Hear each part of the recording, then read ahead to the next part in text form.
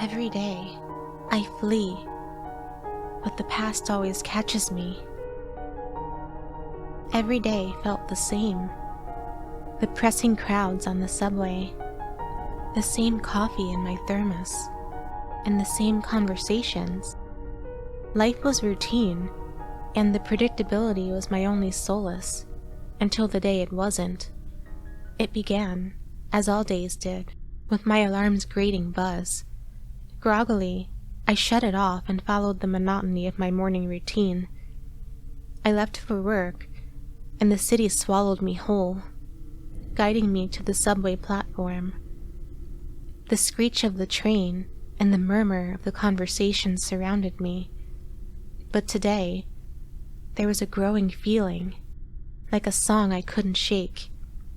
I walked into my office building, and Janet, our ever-smiling receptionist, chirped, "Late again, Alexander?"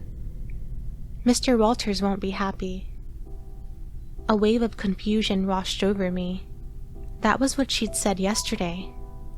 Trying not to think too much about it, I headed to my desk. Lunchtime rolled around, and to my astonishment, everyone started setting up for Ben's surprise birthday. My jaw dropped. We'd just celebrated it, yesterday. Feeling a mix of confusion and panic, I approached Daniel, my colleague and friend. "Didn't we do this yesterday?" I whispered, trying not to sound as unhinged as I felt. He laughed, clapping me on the back. "Maybe you're getting old, or you're drinking too much after work. Every day's a party for you, huh?" My heart raced. The rest of the day went by in a blur. Every conversation, every comment, every sound was a mirror of yesterday. It was as if the universe was playing a cruel joke on me. That night, sleep eluded me. I tossed and turned, my mind a whirlwind. I tried convincing myself it was just exhaustion, maybe stress. Tomorrow would be different. It had to be. But when I entered the office the next day, my stomach sank. Janet, with that same stain on her blouse, gave me her repeated warning about being late. I felt a rising dread. It was happening again. Desperate, I grabbed a random colleague. "What's today's date?" He looked puzzled. "It's April 7th. Why?" "But April 7th was yesterday." My mind screamed in horror. Days turned into a torturous loop. Every morning, it was April 7th.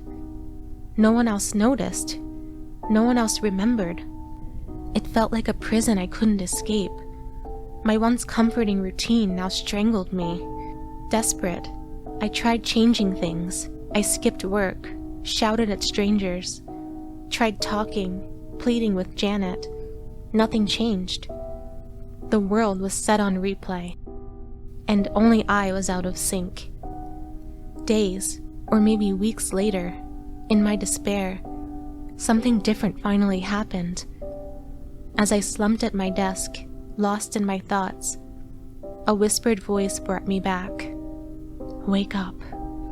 I looked around and found one of my coworkers, Lydia, standing next to me, her face pale and eyes wide with terror. "What did you just say?" I murmured, feeling my heart in my throat. She looked around nervously and leaned closer. "Wake up, Alexander." I stared at her, disbelief mingling with hope. "You remember. You know what's happening." She nodded, tears forming in her eyes. "Not here. Meet me after work." Hours felt like eons.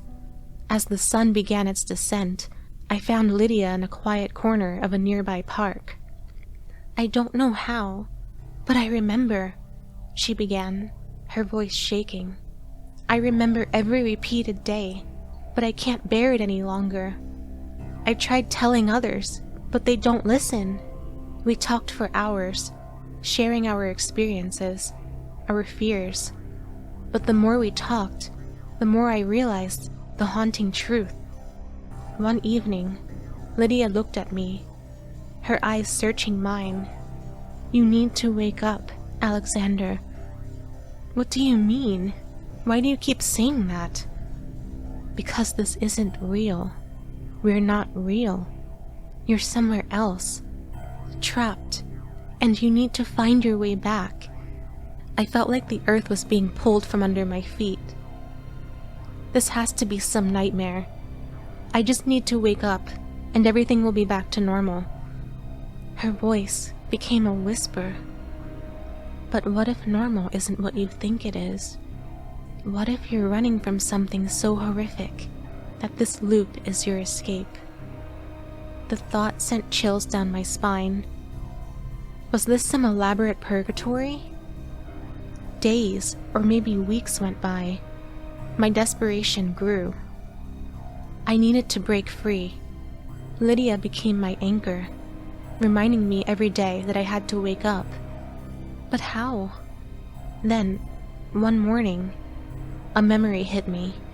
The subway, the screeching of brakes, screams, flashing police lights, the weight of something heavy in my hand, and the trail of scarlet. Horror coursed through me. The memories became vivid. I was running. The weight of guilt and fear driving me. I'd done something terrible. The faces of my victims haunted me, their screams echoing in my ears.